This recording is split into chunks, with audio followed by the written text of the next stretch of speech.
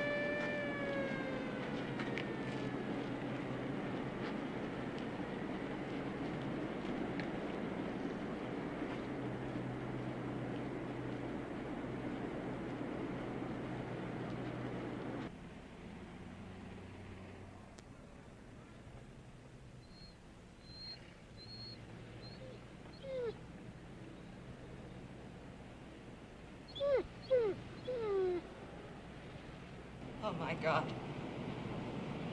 My God.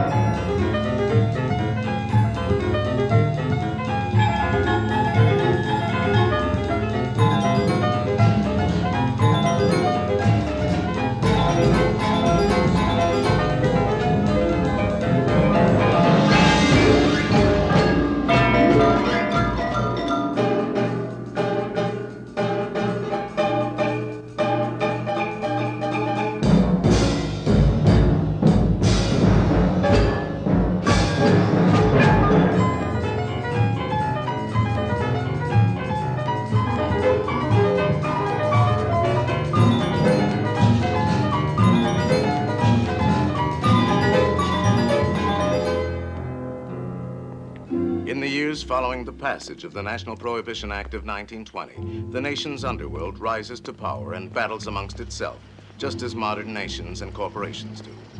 Open periods of gang warfare are followed by peace treaties and attempts at consolidation and monopoly, each of which is shattered as new warfare erupts in quest of the booming bootlegging and vice profits.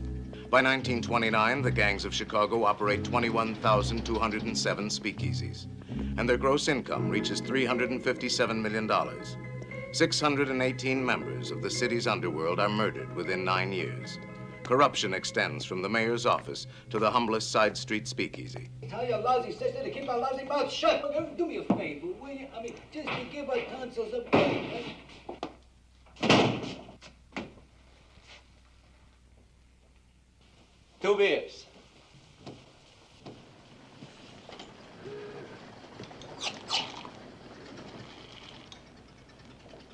Nice place you got here.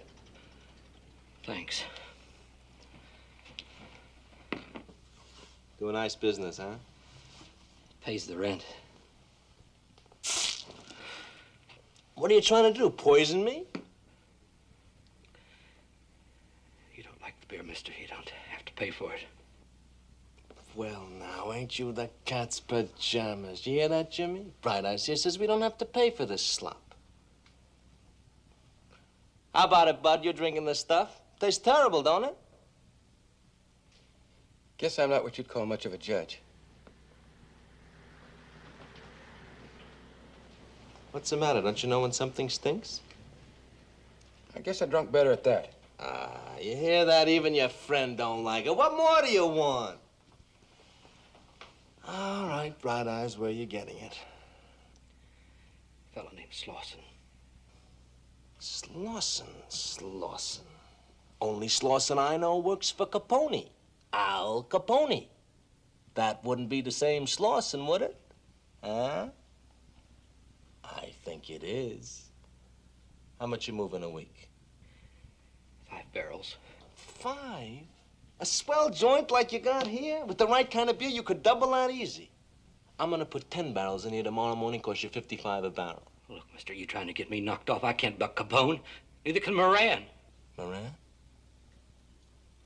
Only Moran I know drives a streetcar. That wouldn't be the same Moran, would it? My mistake. Oh, that's okay. Anybody can make a mistake. Take me. Why, I could even be wrong about your beer. Maybe it's swell, and it's just you got dirty pipes. Happens.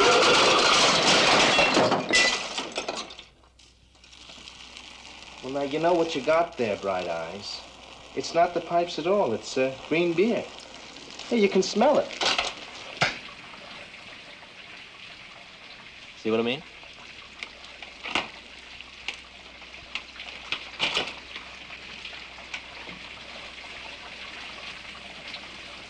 Peter Gusenberg, born Chicago, Illinois, September 22nd, 1898.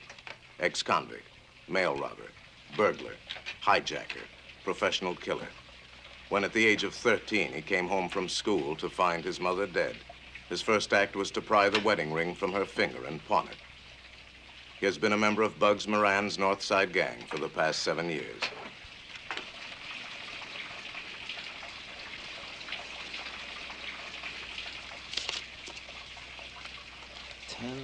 Barrels, starting tomorrow.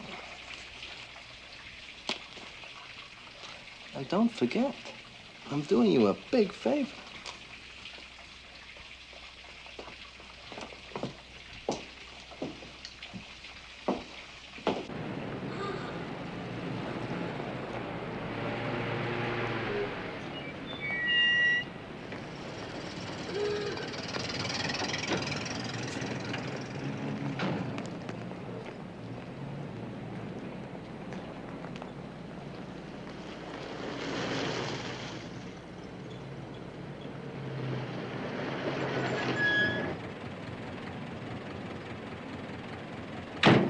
Frank Gusenberg, younger brother of Peter Gusenberg.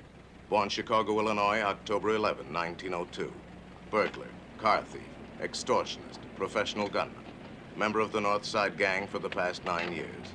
He is married to 2 women simultaneously, but lives with neither.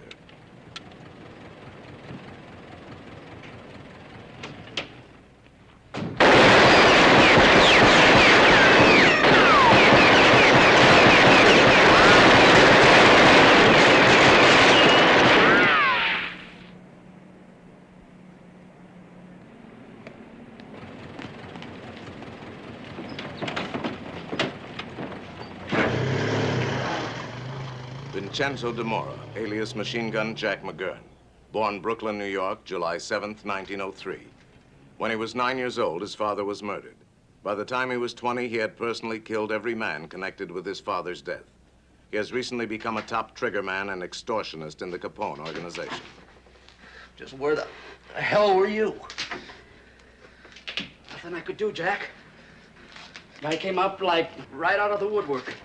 First I know the door is open and he's blasting away. Make him? Yeah. One of Moran's boys, Frank Gusenberg.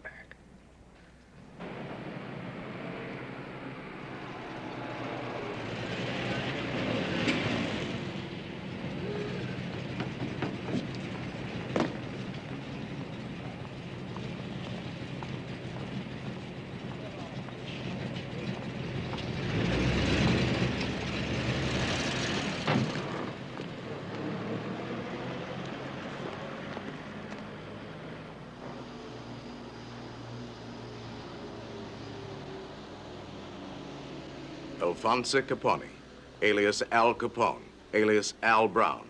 Born Castellamare, Italy, January 6, 1899. No criminal record. Raised in a Brooklyn slum, he has migrated to Illinois early in 1919. Shrewd, ambitious, and utterly ruthless, Capone in 6 short years has climbed from the status of saloon bouncer to become unchallenged leader of Chicago's most powerful underworld organization. To his associates, he is the big fella. To the public, he is Scarface Al Capone. Thank you, Mr. Capone. Sorry about that raid, Jake, but so happens they got a new captain out there who won't play ball. What's wrong with him? Playing hard to get. We had him put down for a yard a week. He says if we want to operate in his district, we got to triple that. 300, huh? Those guys must think we're made of money. Write me out his name. I'll have the bump transferred to the sticks. If it helps get him reelected, $500,000 in Thompson's campaign fund's a bargain. I put Cermak in the mayor's office, and we're going to lose $20 million a year. That's a waste of dough. We bought one of them. He loses out, we buy the next one. You don't know Tony Cermak, Frank? Charles the Fixer Fischetti, born Castellamare, Italy, August 11, 1891. A second cousin to Al Capone, Fischetti acts as chairman at executive meetings. He is a heavy drinker, but never drunk. His principal value to the organization is his ability to suborn political leaders and public officials on both state and city levels. He will be murdered on April 7, 1951. And that's where we can get hurt. He ever tries chiseling on a big fella's rackets, he'll think his suitcase fell out. Oh, come on, Frank, you know.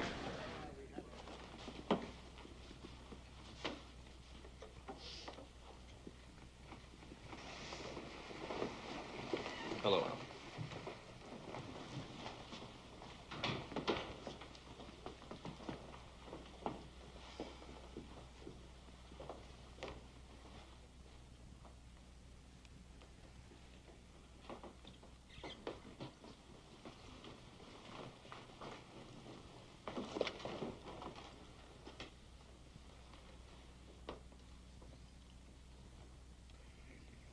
Meeting will come to order. Jake, we got you down here for a report on the Stockyards district. How's everything going down there? I'll read you the figures and let you tell me, okay? We took over that territory from Joe Saltus at the end of last October. And right away, things got better.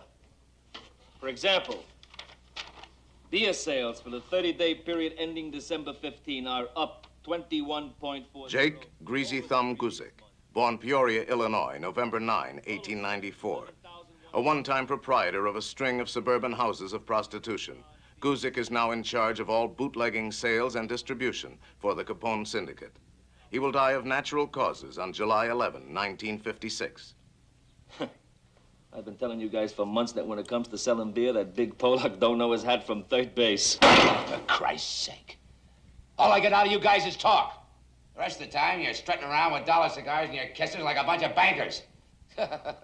Big shots. Well, what's wrong, Al? What's wrong? You guys just get off the boat or something? Huh? Am I the only guy around here who knows what's going on in this town?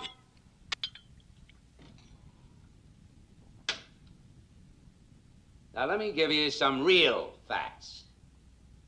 Not the kind of loving kisses we've been getting from our good pal Jake here. Nobody has to tell me we're making money out in the stockyards or any place else on the south side or the west side. But what about the north side, Jake?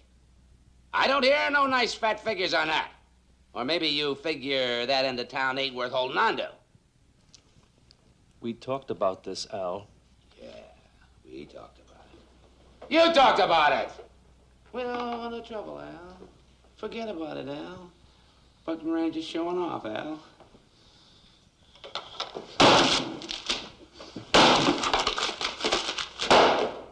That's what I think of your figures, Jake. Now you're gonna get some of my figures. Since Labor Day, Bugs Moran's bums push our beer out of 28 joints South Chicago Avenue alone. That don't sound like much, does it, huh? 28 joints. What's 28 joints out of 12,000 peanuts, right? Right? Al, if you just listen to reason. Shut up, Charlie, right now. I'm doing the talking. There's something else. Take our pal Jack McGurn here. Now, Jack's a nice fella. Does as he's told. He keeps his nose clean. I wish I had a couple of hundred like him. So what happens here? A month ago, damned if a punk of Moran's don't up and turn a chopper loose on him. Tony Lombardo. My pal Tony. Went to his funeral. I cried at his funeral. I bawled like a baby. Here's a guy, never carried a gun in his whole life. Middle of the loop, 4:30 in the afternoon, 2 slugs through the back of the head, put there by a couple of Bugs Moran's red hots. Oh, Al, now, just think a minute, huh? I mean, going after Moran, it just ain't good business. Business! I'm talking about staying alive. Try getting it through your cement head that what Moran's pulled so far, that's just for openers. He wants me. He wants me dead. The way D and Abanion wanted me dead. The way Jaime Weiss wanted me dead. Right down there on 22nd Street. Middle of the day. Damn if that crazy Pollock don't come looking for me with a whole army.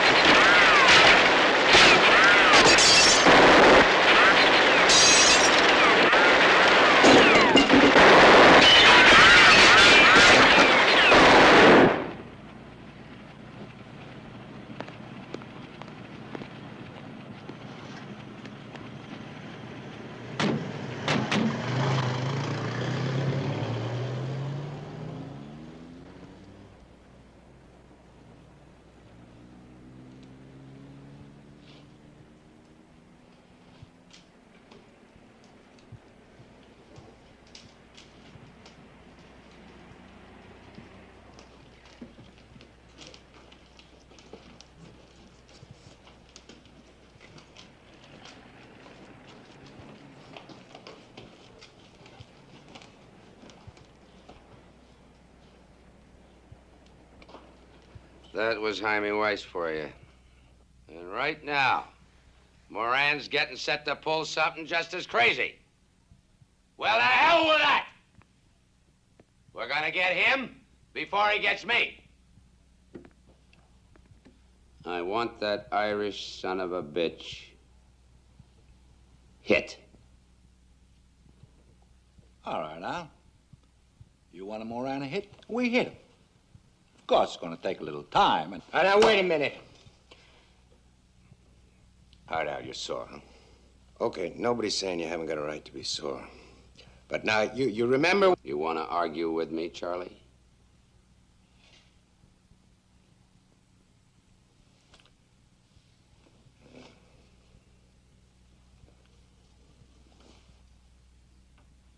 Work it out, Frank. Only make it quick. quick? I don't know. To tell the truth, Al, there's a whole lot about the guy we don't know to begin with. Francesco Nittone, alias Frank the Enforcer Nitti, born Montedoro, Sicily, January 9, 1887. Nitti is in charge of the Capone organization's punishment squad, made up of accomplished strong-arm men and professional killers. On March 19, 1943, while under indictment for income tax evasion, Nitty will use a gun for the last time to take his own life. Before we could take the chance to put him on the spot at all. So, I don't want to hear all that. Everybody wants to argue. I told you what to do. How long is it going to take? I don't know what to tell you. Honest, I don't. Like I told you, we got nothing to go on. I can't hear you, Frank. 5 weeks. 6 at the most. 6 weeks? What are you going to use on him, a bow and arrow? Something on your mind, Jack? Well, yes, sir.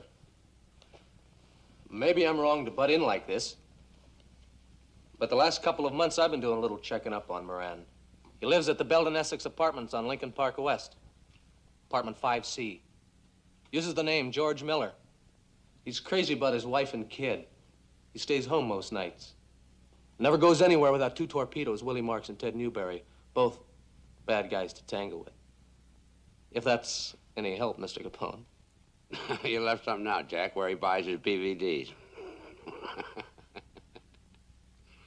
I said I wish I had a couple of hundred like him. Now you know why. Come here, Jack.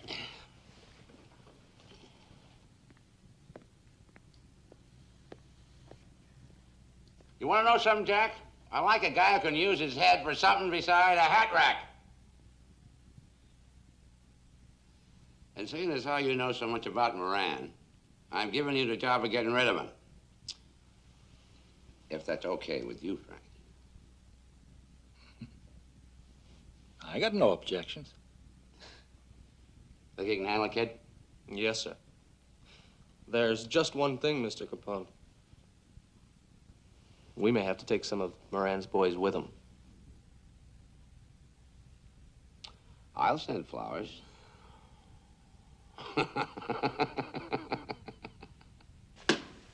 I'm not scared of a war with Capone. It's gonna be him or me. If he'd stuck to his word these past couple of years, it'd be a different story. But every deal he's made, he's broken. O'Banion thought he could deal with him. And Weiss did, too.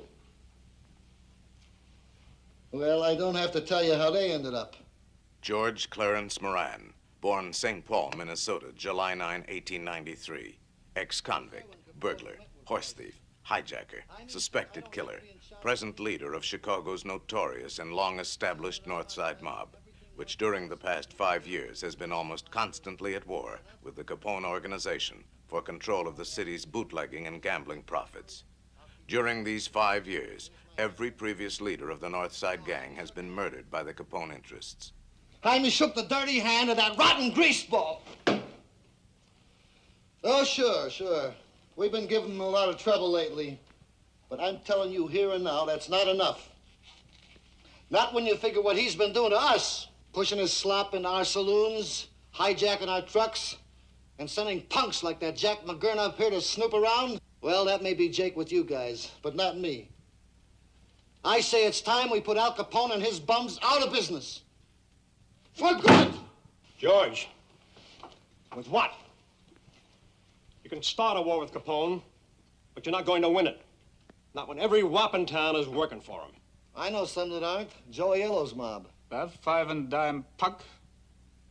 Capone don't even know he's alive. Jimmy, that's no way to talk about our new partner. Hey, wait a minute. What is this, some kind of rib? Sit down, Frank. Since when do we hook up with a bunch of crummy spicks? You can count me out. Don't you pop off to me, you stupid kraut.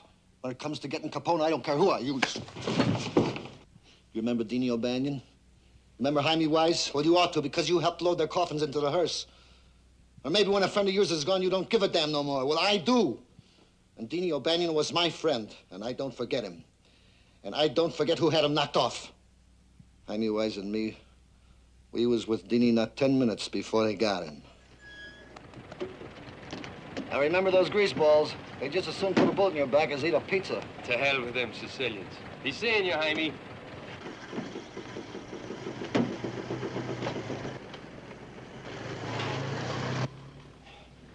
Morning, Johnny.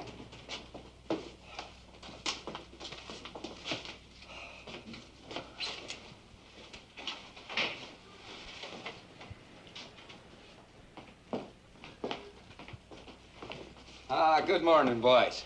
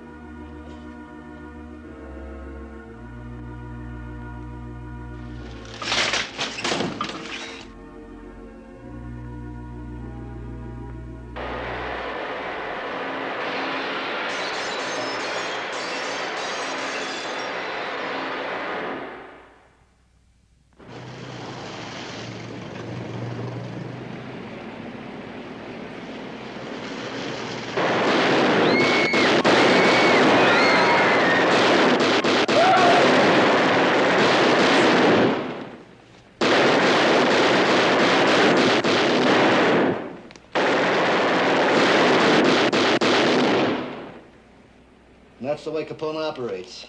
That's the murdering double-crosser who swore up and down he'd keep the hell out of the North Side. Well, I'm not waiting around for Capone to put me in no cemetery. We nail him before he nails me. All right, let's nail him and get it over with. I just say we do it without the help of a two-bit spaghetti snapper like Joe Aiello. Frank, you're a dummy. You know that. Capone's protection comes from the mafia. He can't make a move without permission of the head wop. And he can't be the head himself because he's not Sicilian. So he's got his own man, Patsy Lolordo, running the outfit. Now, your spaghetti snapper, Joe Aiello, is a pal of Lolordo's. He helps us knock over Lolordo, then he takes over the mafia. And that's when we take old Scarface for a nice one-way ride. And if it don't work, he'll take us for a ride. Well, it better work because I'm putting you in charge.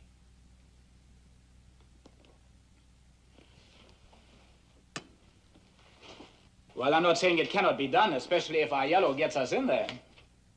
Albert R. Kachelek, alias James Clark, born Krajunka, Germany, February 25, 1888. Ex-convict, burglar, car thief, suspected killer. Since marrying Bugs Moran's sister 5 years ago, he has become the #2 man in the Moran gang. And then we need a good driver for the getaway car. I don't care how you do it. Just get rid of Patsy Lolordo. Quick.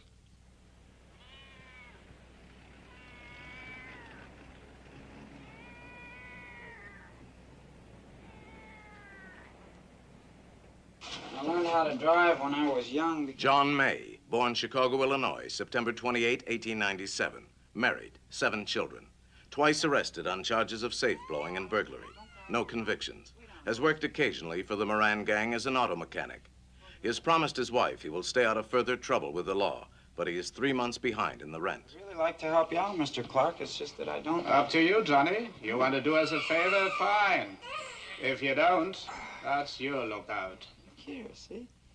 Well, I'm not really a trigger man, you see. As a matter of fact, I don't even own a gun. And if there were any shooting to start, I'd... Well, I tell the cock-out world it won't be you. Think we want some lousy amateur gumming up the works? Why, I wouldn't even let you kill my own mother. The Gusenbergs will do the shooting, Johnny. All I'm asking you to do is drive the car. That and maybe use a little muscle if things get rough. Pays $100. Now, are you in or out? It's $100 for the whole job? Uh-huh. I'll do it. Besides, I really need the money. Come on, darling. Don't you want any more?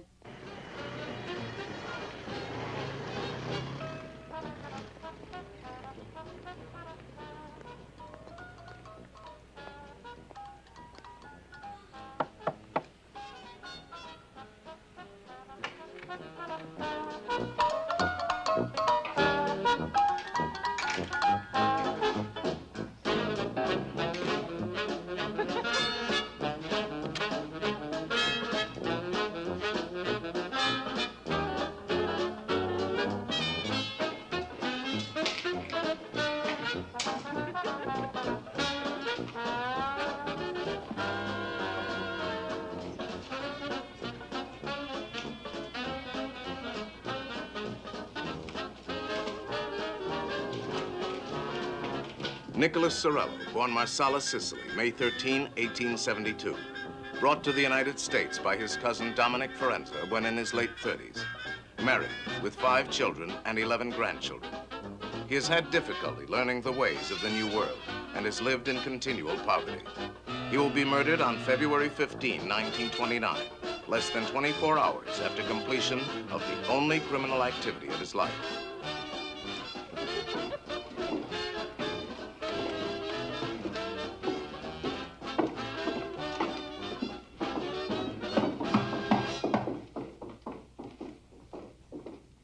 Come in. Mr. McGurn, I'm a Nick Sorello. Sit down, Nick. Want a drink? Something to eat? Thank you, no. It is kind of you to ask. Dominic Forenza says your man can be trusted. Maybe that is because my memory, it is very bad. What do you do for a living, Nick? I have the truck. Sometimes I'm selling the vegetables. Sometimes I'm in the moving business. It's very hard to get a good job when you talk with accent. Yeah. Any trouble with the cops? No. One time, yes. They tell me I'm moving the stolen goods. I say I do not know this. They take what is in my truck. They let me go. It's same thing as in our country. It's no different here. Got a job for you, Nick. Bring it off, you get paid big. $500. It honors me to serve you, Mr. McGurn. You're gonna need a couple paisani, guys that can keep their traps shut. Sometime tonight, there'll be a car left in front of your house. It'll be hot, so ditch it soon as the job's finished. Got that? Write this down. Tomorrow morning, 9 on the nose. You and your boys be on 33rd Street, half a block west of Roby. You're gonna need a gun. Gun? That is something I do not have, Mr. McGurn. Guns make trouble.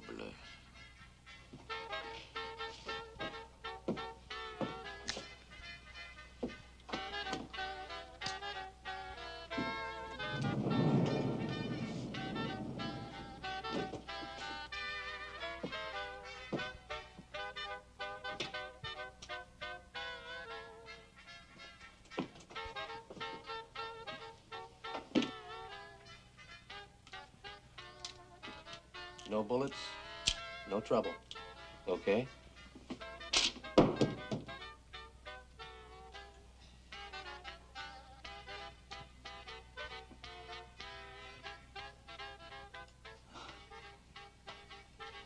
Okay.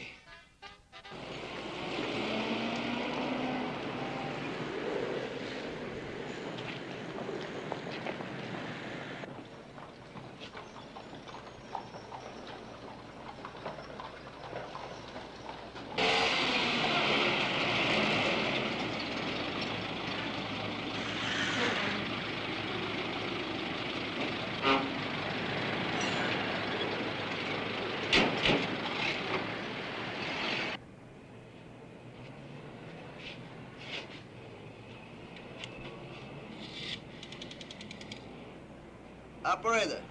Yeah, lady. Get me the cops. I just seen a hijack being pulled up. Johnny and me got our end of it down pat. Now all we need to know is... Yeah. Mr. Moran, is Nick Sorello. Mr. Sorello, I don't think I know you. Yeah? Yeah? What label? Uh-huh. How much you asking? All right, suppose you call me back in an hour and a half. Yeah, do that. What was all that about? A guy named Sorello. He's got 80-odd cases of old log cabin he wants to peddle. $56 a case. Price seems all right. Yeah, but is he all right?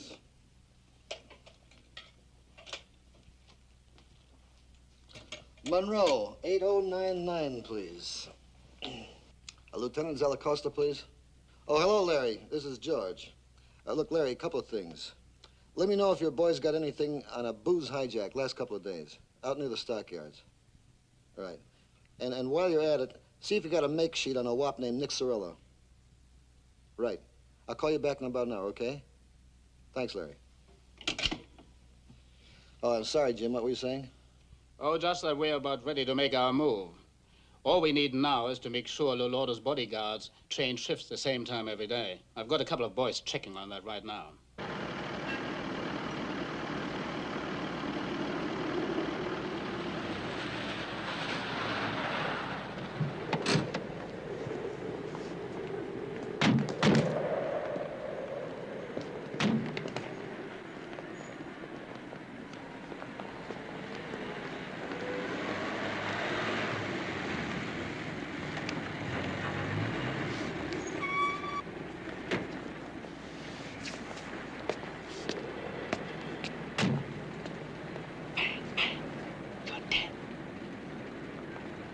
Alfonso, carissimo. Pasqualino, scalda il cuore. A vedere, Pasqualino. Come in, come in.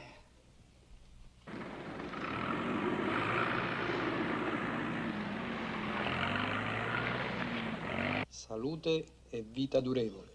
Altrettanto.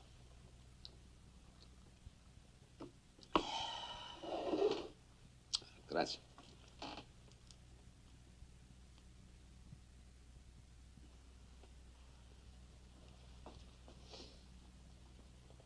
Betsy, bugged Moran from stepping out of line.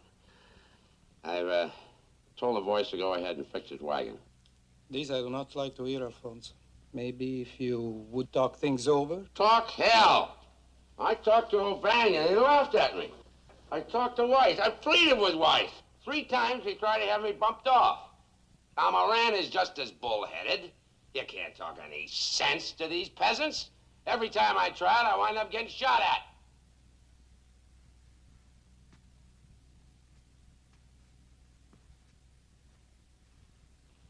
I'm not asking you, Patsy. I'm telling you. I'm getting rid of Moran. Così sia, compare. You and I, we will not quarrel over the life of a worthless man. I'm letting Jack McGurn handle it. He wants 2 mafia boys on the choppers, Scalisi and Anselmi. Same dough we paid for knocking off Jaime Weiss, okay? As you wish, my friend.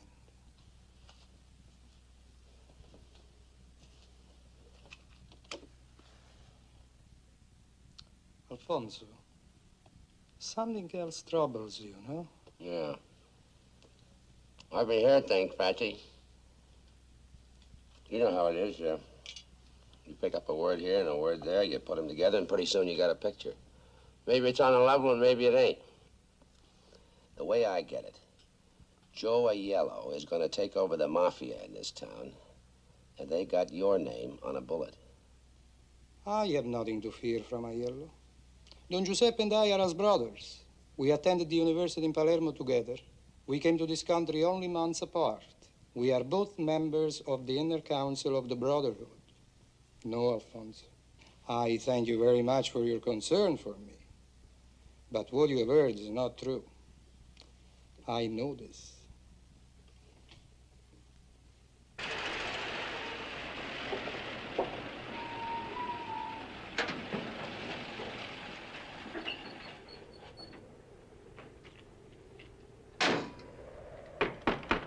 Yeah? It's a Nick Cirillo. Get in here. Get you! Who else you got out there, Nick? It's just a couple of 2 of my good friends. They come help for me to... Get him in here. And Mario! Joe! Avanti! Come on, come on. Come on.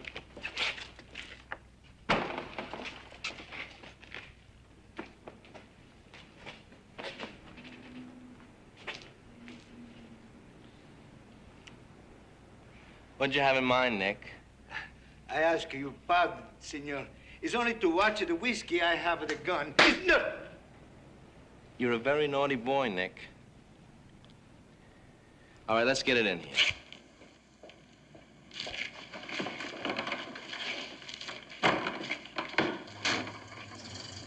Dr. Reinhard H. Schwimmer, born Chicago, Illinois, December 1, 1896. Twice married, twice divorced. Schwimmer has no criminal record, but is one of that group of men who are fascinated by the exploits of gangsters. In the last few months, he has become acquainted with the members of the Moran organization and spends a good deal of time in their company. A licensed optometrist, he has recently abandoned his practice and is presently supported by his widowed mother.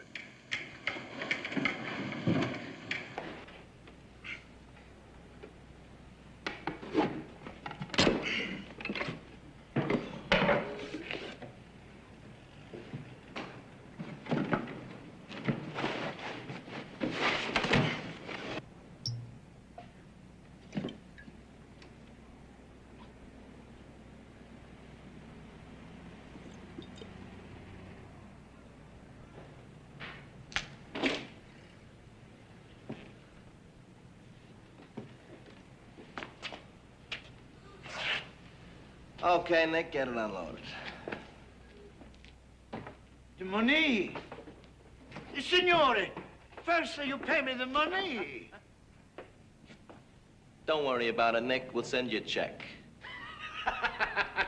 You pardon, signore. Myself, I talked to Mr. Moran on the telephone. He said, okay, Nick, I pay you the cash.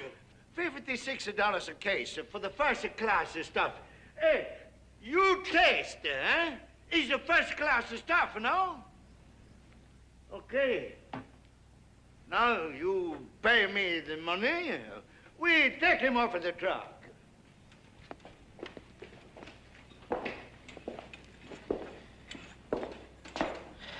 Where'd you get it, Nick?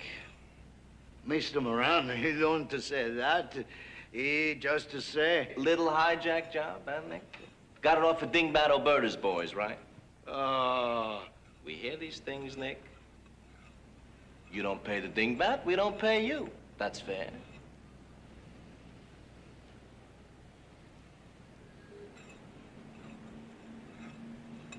Okay, move it. You'll get your dough. Oh.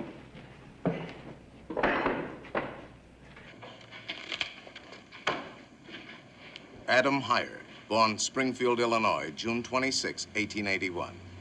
Criminal record, 1 conviction for operating a confidence game. Married twice, 1 child, a son by his first wife. As a qualified accountant, Heyer acts as bookkeeper and collector for the Moran organization, as well as handling payoffs to local politicians and the police. His wife has been ill for several years, and he is careful to conceal the true nature of his business from her and from their friends. They're all here, Mr. Gusenberg. Nick?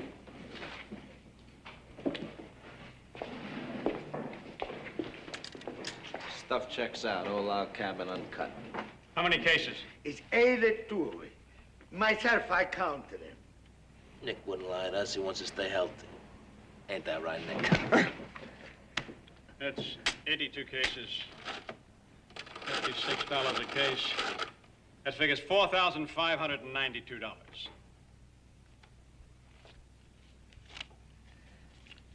1,000, 2,000, 3,000, 4,000. 1, 2, 3, 4, 5. We'll make it even money. $4,500. $500 for handling charges, Nick. When we help unload a truck, we get paid. Check? 1,000 thanks, signore. Maybe we do the business again some more next time. Nothing we like better than doing business with bright boys. You're my idea of a bright boy. Yeah.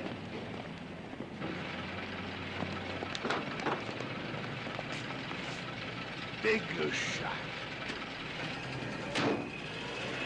Some of the money, they steal it back from me. More than $500. I figured they would. In fact, I counted on it. You got one more job to do.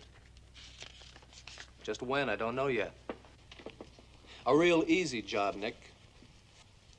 Just one simple phone call. Now remember, Pete, Frank will pick you up tomorrow afternoon at 3:30 sharp. exactly 10 to 4, both of your pickup drawer are yellow on the corner of Walton and Paulina. Now, the three of you gotta be upstairs and in your lawyer's apartment at 5 to 4 on the nose. You got all that? Don't worry about me. I can handle my end. You better do your worrying about a yellow. I think he's all right, but if something goes wrong, I'm counting on you, Pete. See you.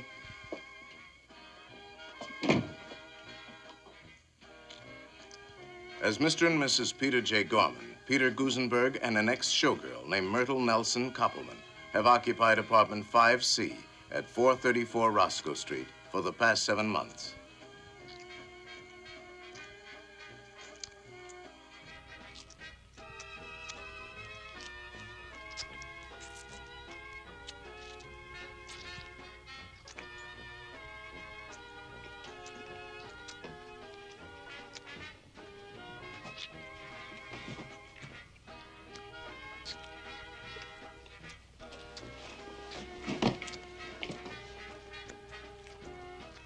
And Mert, you gonna lay there reading that thing all night?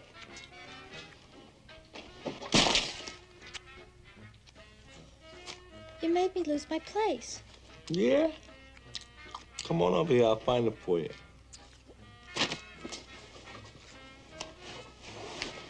What are you eating? What's it look like I'm eating? Sandwich. Well, you could have made one for me. What's the matter? You bust a leg or something?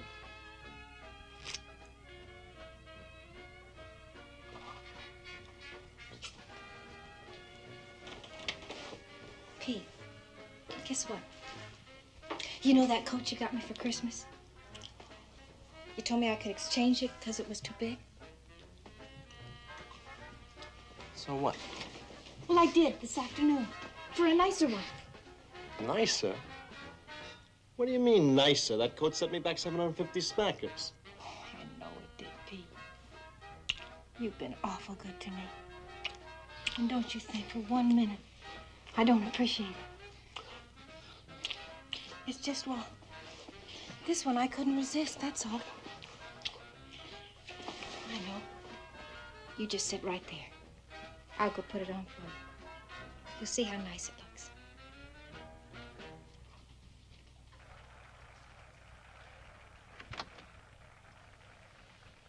Yowza, yowza, yowza.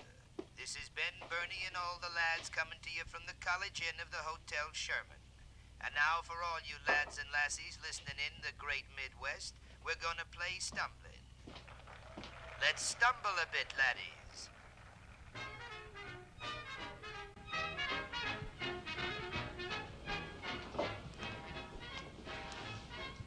Isn't it beautiful, Pete?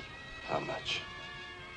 You don't have to use that tone of voice. How much? It was a bargain, baby. They marked it way down low. I just knew you'd want me. 3,000, that's all. 3 grand! Why, you lousy little gold digger, when I picked you out of the line, all you had to your name was a cloth coat with monkey fur on the collar. Well, it goes back tomorrow, you hear me? Back! Listen, you cheap gangster. I'm gonna keep...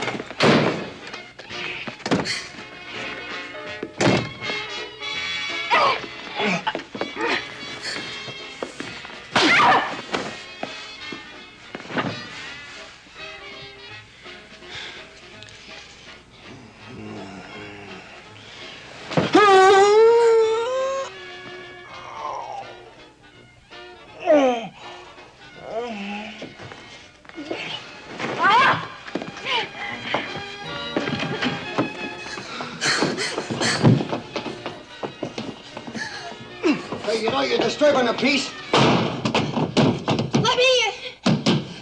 Chief gangster! I'm gonna call the cops! When interviewed by the press some weeks later, Myrtle Koppelman had this to say.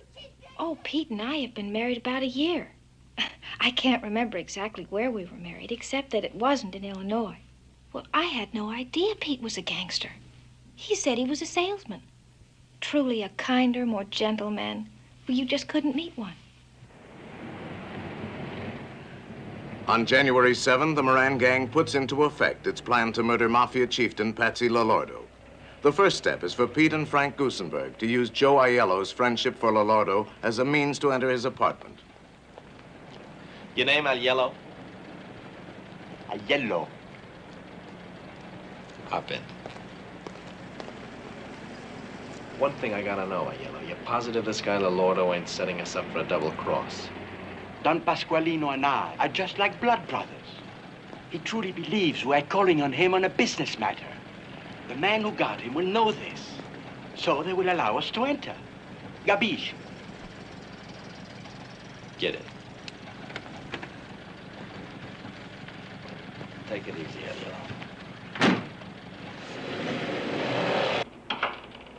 The second step of the plan to murder Patsy Lolordo is the systematic elimination of his bodyguards.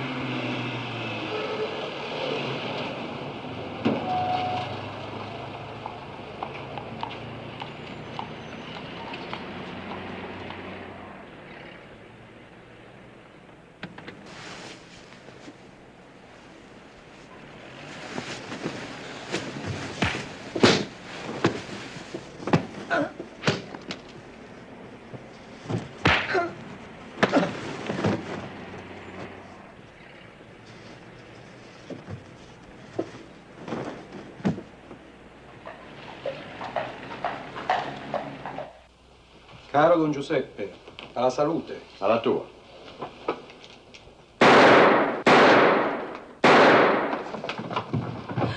Pasqualino, che è successo? Ah! Dio mio! Ah! Mio marito è ammazzato! Aiuto! Pasqualino, rispondimi, mio bene! Mio tesoro! Perché? Ah! Tesoro, mio bene!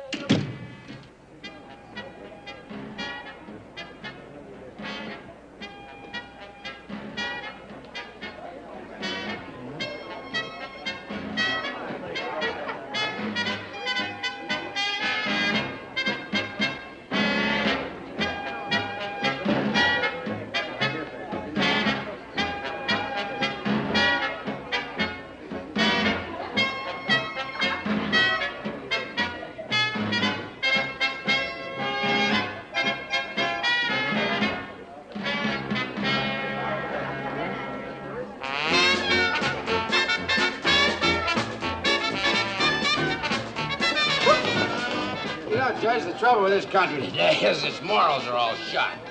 I mean, look at the young people. Girls, smoking cigarettes right out in the streets.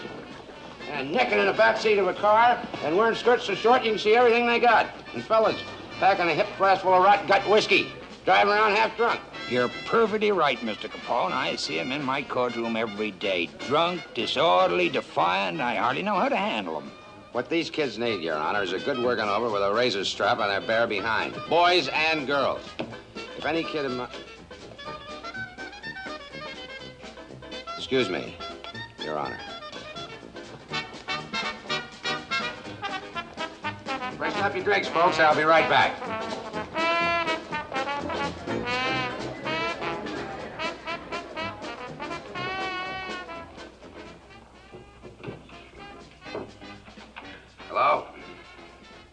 Yes, Al. Who? Oh, hello, Marty. Well, what's so important? You got it.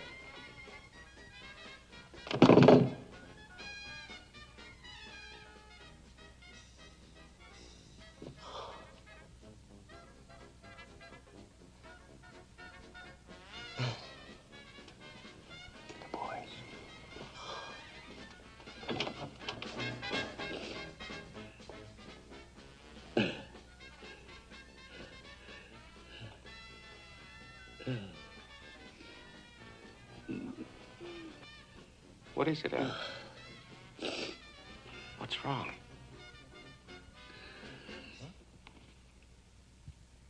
Patsy Lolordo. He's dead.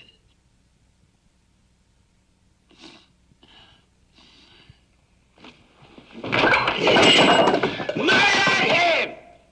In his own house! Shot him!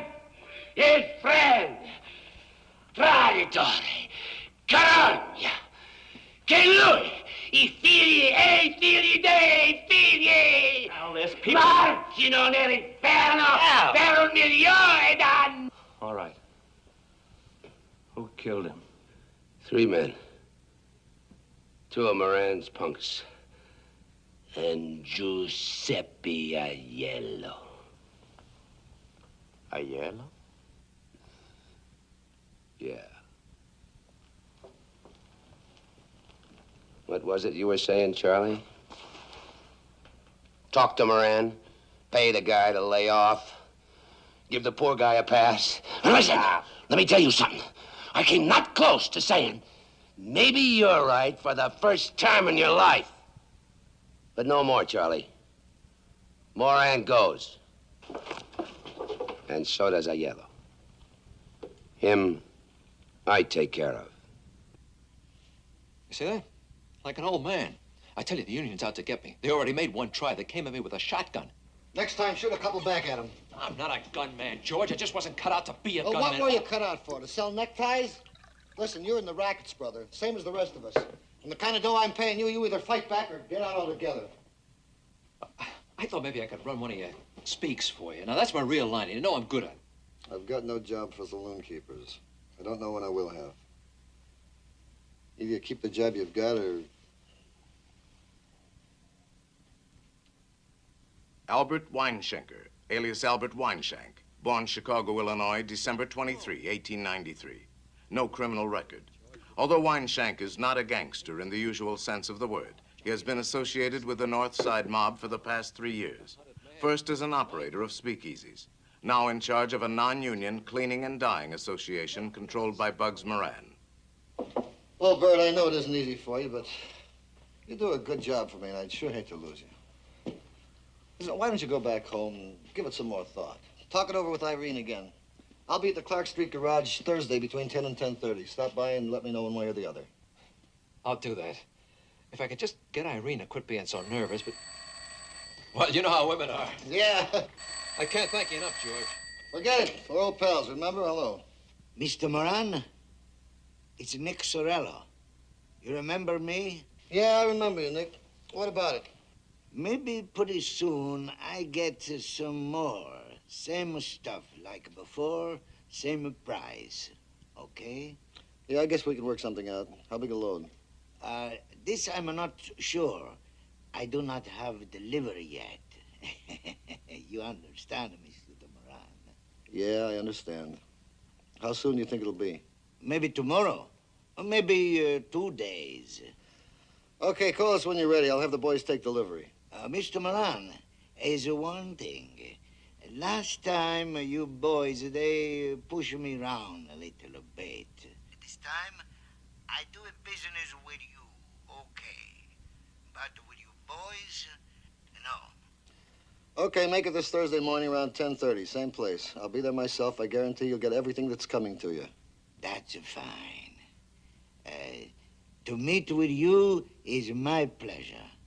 Thank you, Mr. Moran. Mr. Moran. So why don't you step down here? I have a beautiful little style I think you'll like. It has a hot water heater, Safety glass, ventilated crankcase, the best self-starter on the market, and only 16,000 miles. A lot of pep and zing in this baby. I don't know. Used car and all. Ah, but a used LaSalle, sir. That's the big difference. I'll let you know a little something.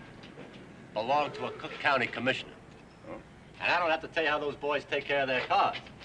How much? $800. But for you, $750. Sold. Provided I can drive her out of here right now. Don't see why not. I'd like to finance it. Oh, cash on the line. That's okay. Yes, sir. Can't argue with cash. All I need is your name and address for the bill of sale. Oh, yeah. James Morton, 212 Hubbard Street, Los Angeles, California. 4 months in advance. Yes, sir, you betcha. I'll get you a receipt for this, Mr. James Morton. Oh, I'm pleased to meet you, Mr. Morton.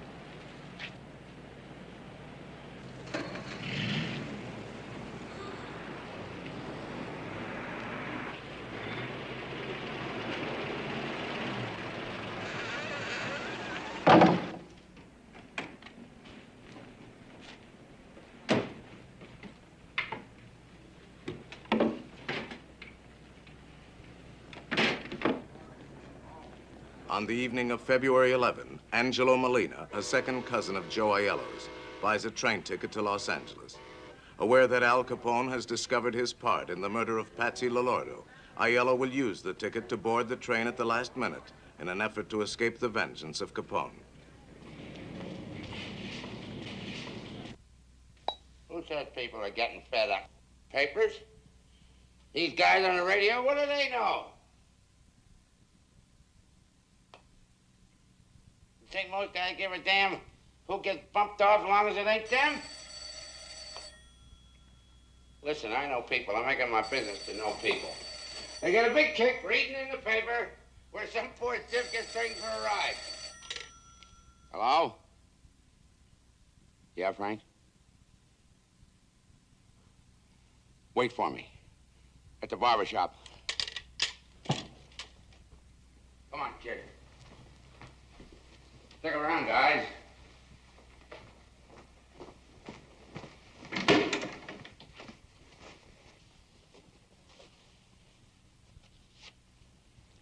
I gotta go pay a bill.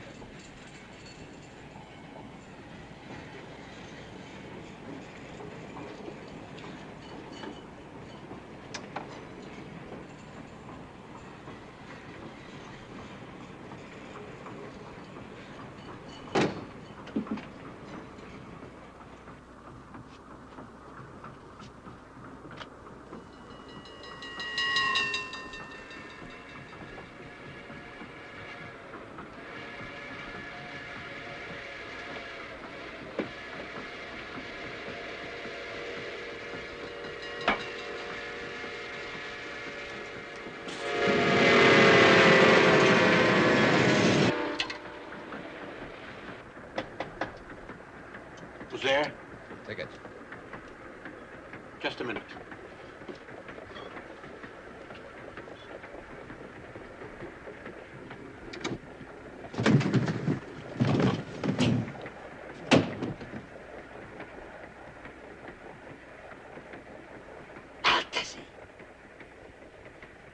Traditore.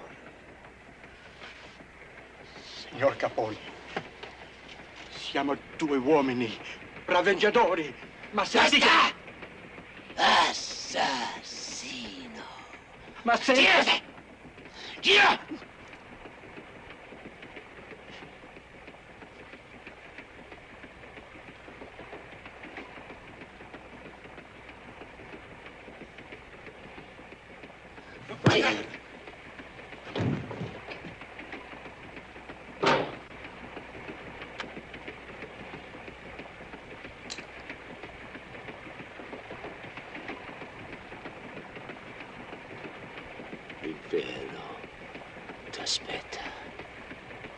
Giuseppe.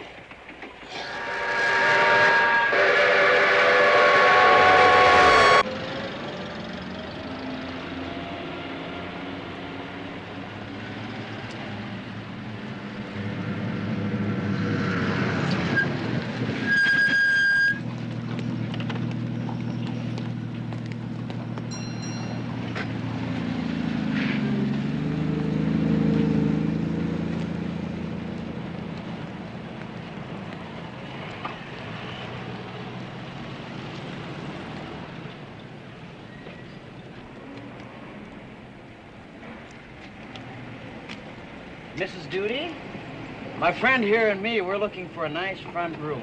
And your sign out there. Come on in. I can't afford to heat up the whole street. The way they charge for coal nowadays. Yeah. You in a band or something? With an orchestra. One of the cabarets over on Fullerton. The rooms are upstairs. Okay. Oh, this is a charming place you have here, Mrs. Duty. I don't want no horn tooting in here. My roomers wouldn't stand for nothing like that. Don't you worry about that, ma'am. We only play these things when we get paid for it. Do you want 2 singles or just the double? One room's enough, as long as it's a front. If you're going to be sleeping days, I'd advise you to take a back room. The noise on Clark Street isn't to be believed, what with the buses and the people. I said a front room, okay? You see, we're out here from New York, ma'am. It gets too quiet, we can't go to sleep. Bet you the same way. I'll show you what I got.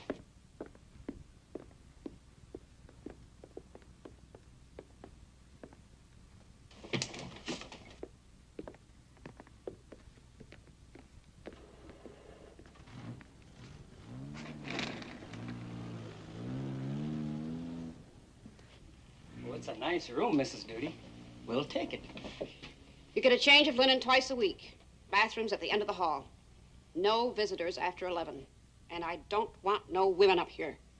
I run a respectable place. Well, don't you worry about that, ma'am. We'll move our stuff in tomorrow. How much do we owe you? Comes to $9 a week. In advance. Your receipt and an extra key will be on the hall table. What's your name?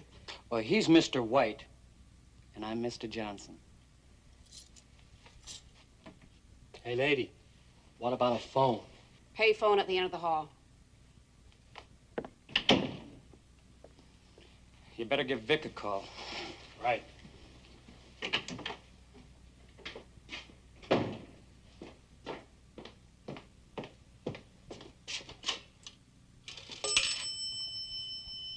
Long Beach, 6599.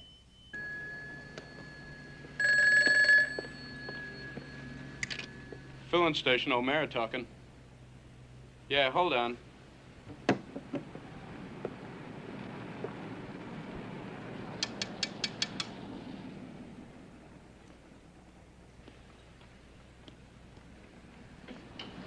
Phone.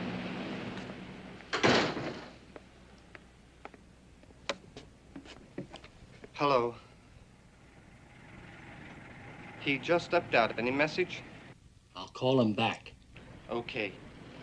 Who just stepped out? Wrong number. Okay? Okay.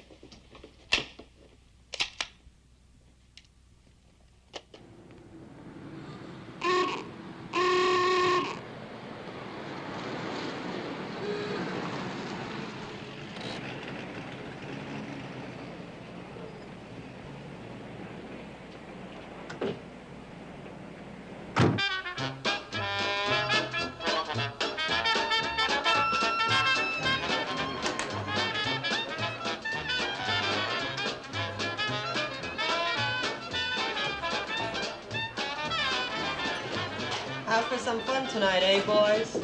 Well, you come to the right place. I've been here before, you know. Thought I recognized you. That'll be $2 a piece.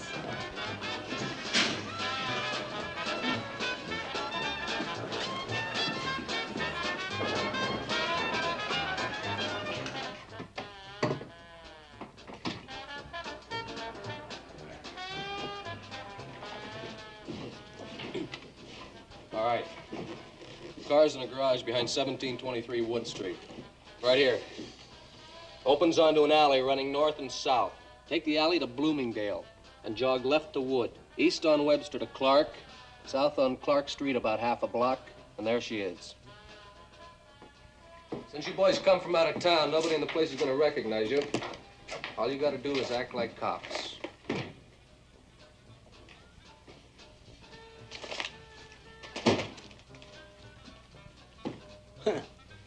Must be yours. That's Moran. You probably won't be able to see his face from across the street, but none of his boys are built like him, so that's no problem. He wears brown clothes a lot. Suit, overcoat, hat, shoes. Albert Anselmi, born Marsala, Sicily, June 11, 1892. He is a member of the Mafia and a professional assassin, as is John Scalisi, born Castelvetrano, Sicily, January 24, 1895.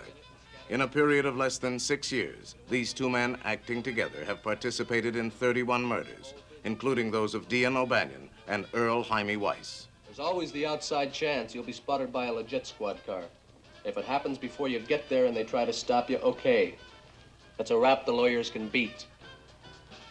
If it happens after you leave, you might as well start blasting. You got nothing to lose. Any questions? That's it.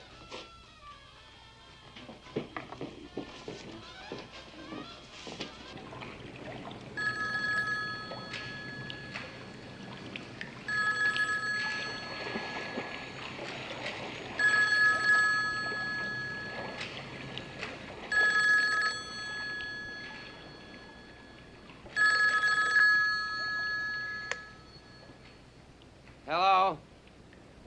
Jack, great to hear from you, kid. How's the weather back there? Right around zero, Mr. Capone. Sure could use some of that Miami sunshine up here. Yeah, I'll bet you could. Anything special you want to tell me, kid? Yes, sir. It's all set for this Thursday, Mr. Capone. In the morning, around 10:30. We got a nice Valentine all ready to deliver. Valentine.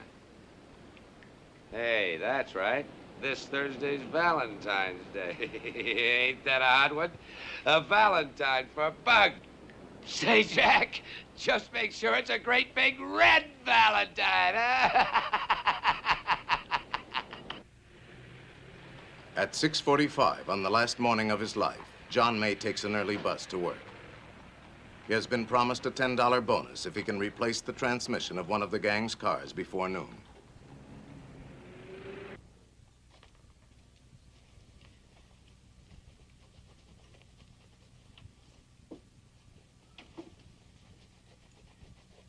At 7:02 on the last morning of his life, Pete Gusenberg is considering ways to rid himself of Myrtle Koppelman. There are plenty more where she came from.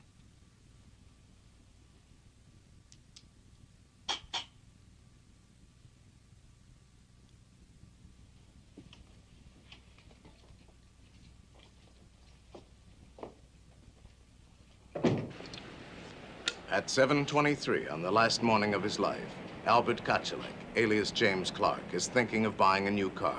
His status in the gang demands better than this.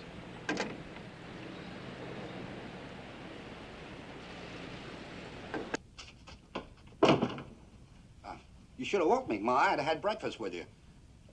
How do you expect me to know you were even home? Coming in at all hours. You said you would be here for supper. I'm sorry, Ma. I ran into a couple of friends.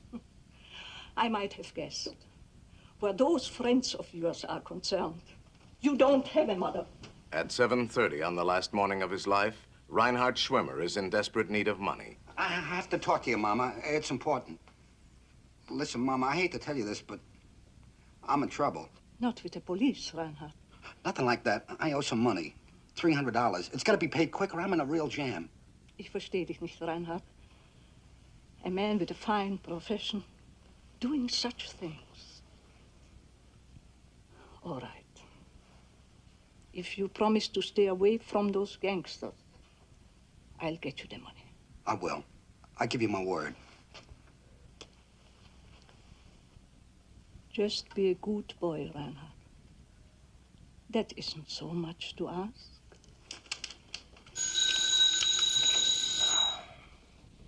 Hello.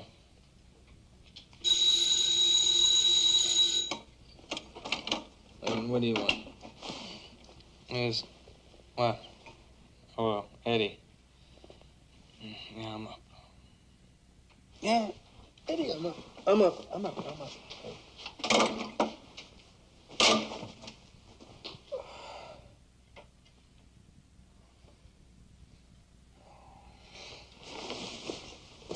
What's your hurry, honey? You think I like sitting around here and listening to you snore? Stick around, hot stuff. We'll open a keg of nails.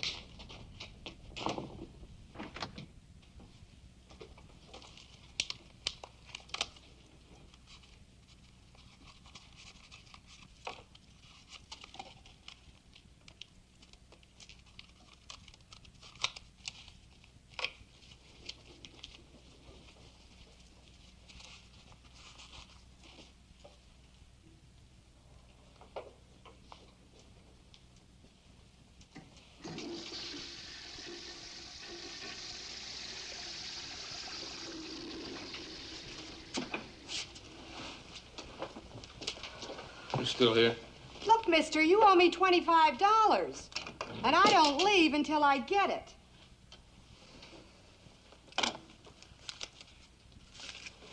You know, with a he-man like me, you ought to pay. That'll be the day. Well, thanks, lover. See you around. At 7:41 on the last morning of his life, Frank Gusenberg is wondering if he shouldn't go back to one of his wives. Can I fix you some breakfast, dear?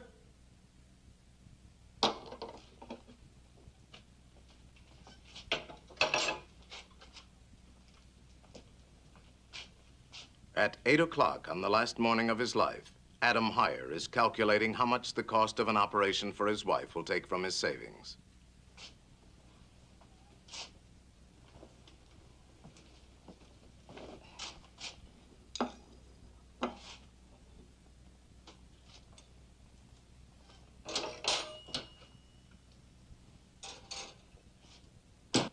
You will tell him, Bert. You won't back down, promise me. Don't worry, honey. I'm through. I walk in and say, so long, George, I won't be seeing you anymore, and walk out. Finished. Thank God.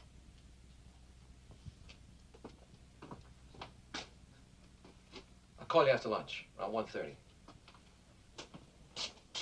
At 8:15 on the last morning of his life, Albert Weinshank has decided that his safety and his peace of mind are more important than $20,000 a year.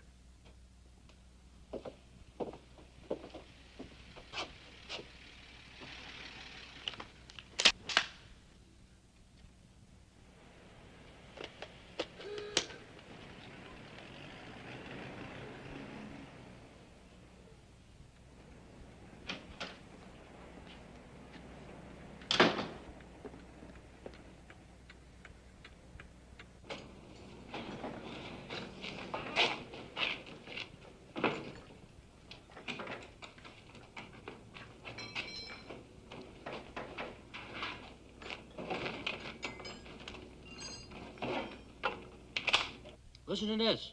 Only $600. 4-cylinder floating power.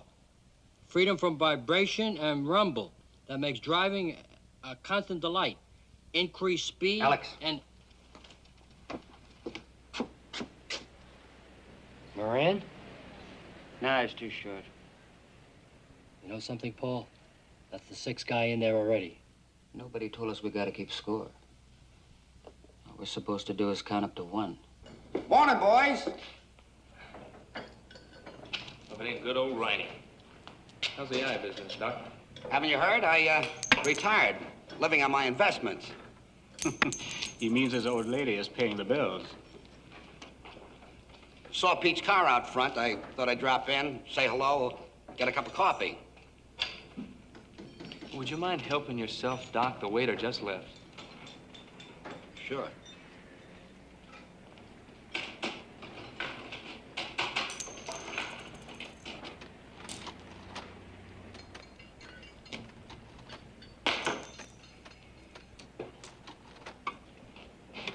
How's it going, Pete?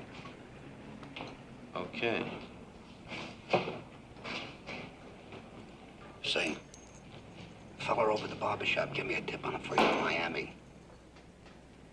Indian broom. Long shot. Claims it's in the bag. I'll make my own mistakes. Okay by you? Sure, Pete, sure. Just thought I'd pass it along for what it's worth. You know?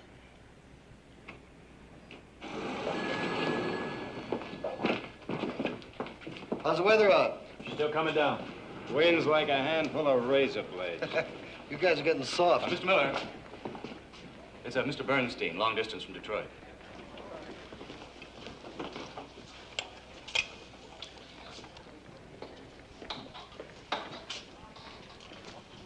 Yeah, George, what's so important?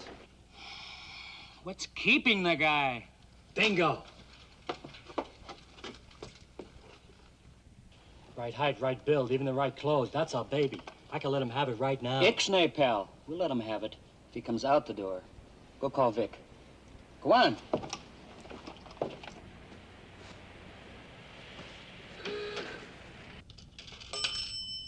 Operator? Hey, give me Long Beach 6. Long Beach 6599. Right.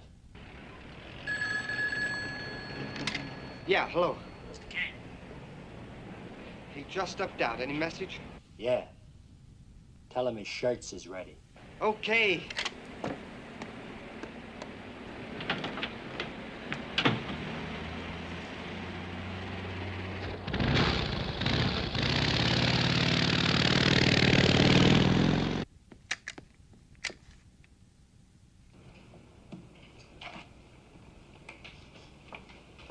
Hey, what's that all about? Garlic. In case the bullets don't kill you, you die of the blood poison.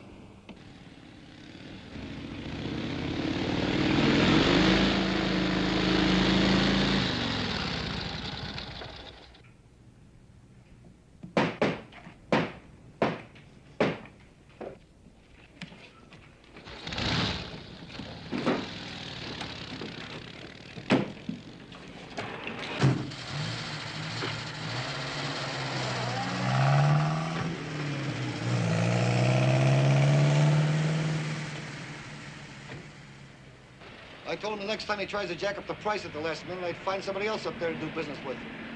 I had to stick a pineapple in his hat.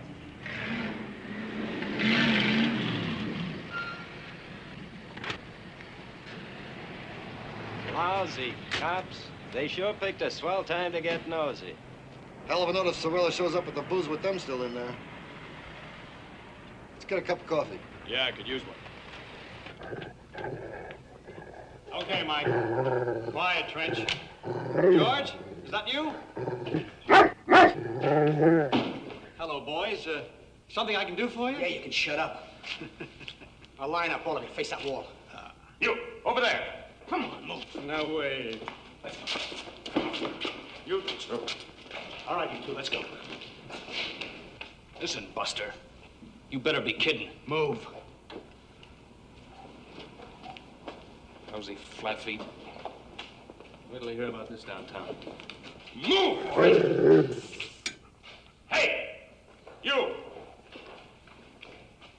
You on the car! Let's go. Let's go. Sir, I'm just a mechanic here. Let's go. All I do is work on the automobiles. I don't Move, know what to Gimpy. do with these people. Come on. Move! Hands on the wall. Lean on it.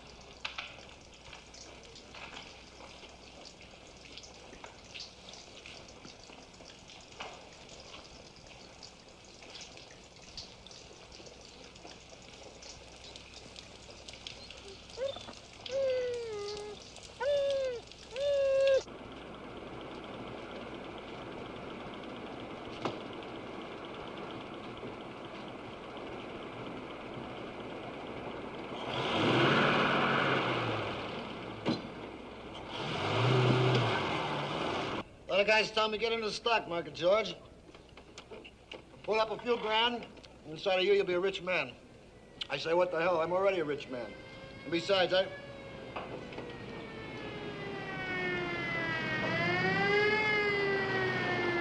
have been a bad accident. The way people drive today, you're lucky. Hey, Kenny! The cops just killed a bunch of hoods in the garage up the street. One of them was Bugs Moran.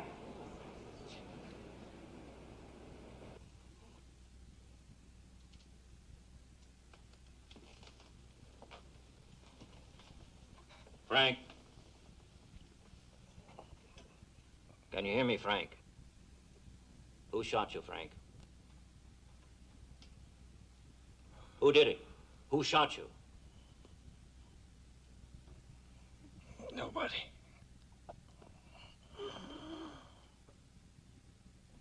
Nobody shot me. Your brother's dead. They're all dead. Come on, who did it?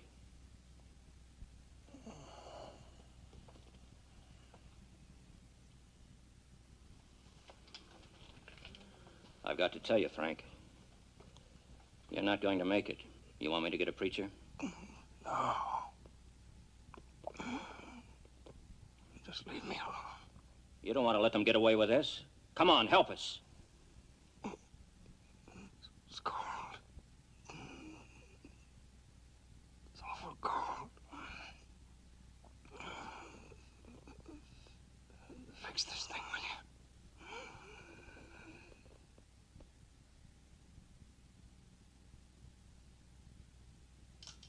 A few hours after the St. Valentine's Day massacre, the newspapers managed to locate Moran, something the police have not yet been able to do. Just a heavy cold.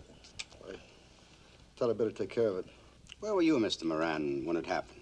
Out of town. How long do you expect to be laid up? Well, can't say for sure. Maybe a day or two. Did you know the cops are looking for you, Moran? Can't imagine why. Nothing I can tell them. This gonna put you out of business? You must be a little mixed up, buddy.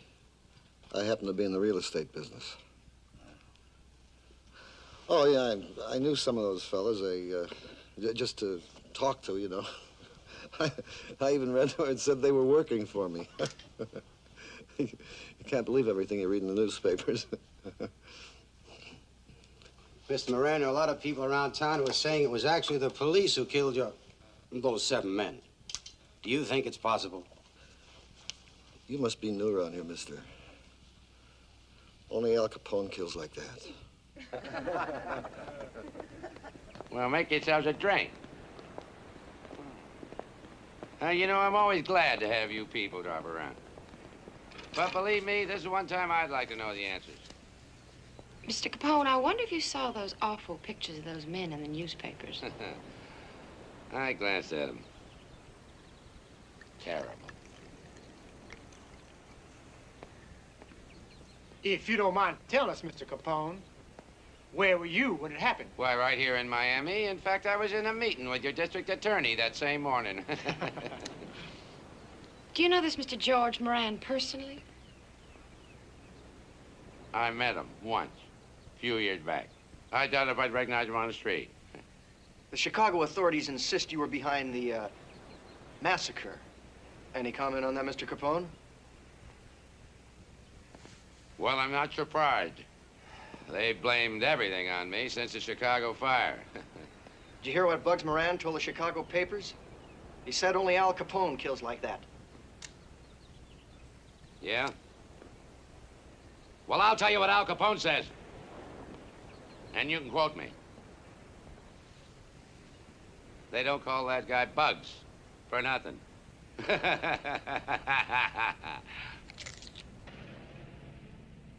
Public indignation at the St. Valentine's Day massacre brings to a halt the most notorious era of open gang warfare in American history. Later in the century, the gangs will rebuild so that by the 1960s, their power will be far above that of the 20s. Once more, law enforcement agencies will be aware of the names of the syndicate leaders. And once more, they will not prosecute them. awaiting perhaps the moment when the public will demand, as it did in 1929, that the criminals be brought to justice. No one is ever brought to trial for the slaughter of the 7 men in this garage, but within 19 months, all 4 of the killers will themselves die of violence. On the evening of May 7, 1929, John Scalise and Albert Anselmi are invited to a banquet at the mansion of Al Capone, unaware that he has discovered their plot to murder him and take over his empire.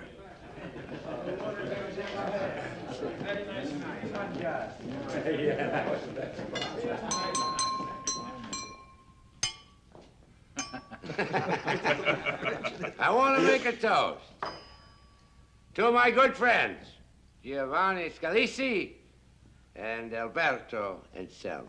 Salute. Salute. May you rot in hell!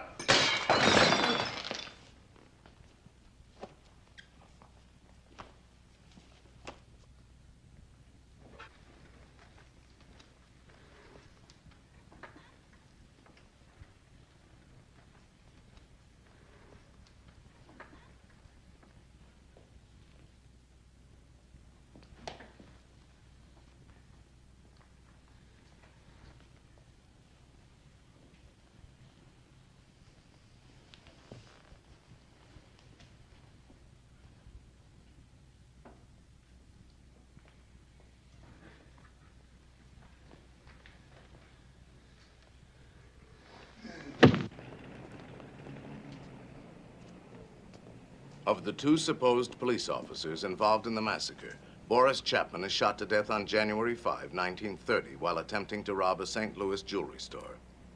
The body of Adolf Moeller is found in a pond 12 miles south of Joplin, Missouri on September 8, 1930.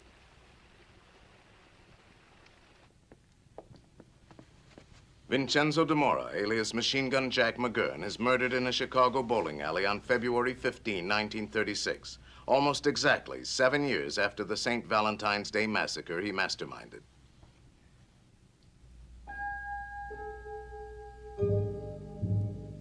George Clarence Moran disappears from Chicago soon after the mass murder of his followers. While serving a 10-year sentence for bank robbery in the federal penitentiary in Leavenworth, Kansas, he dies of lung cancer on February 25, 1957. Alphonse Capone, while he is never tried for complicity in the St. Valentine's Day massacre, his role as the man behind it goes unquestioned. 3 months later, he is in prison, and more than half of the remaining 18 years of his life are spent in federal penitentiaries. On January 25, 1947, Alphonse Capone, his mind gone, his body ravaged by syphilis, dies in his sleep. On February 4, his body is interred in the family plot in the Chicago cemetery.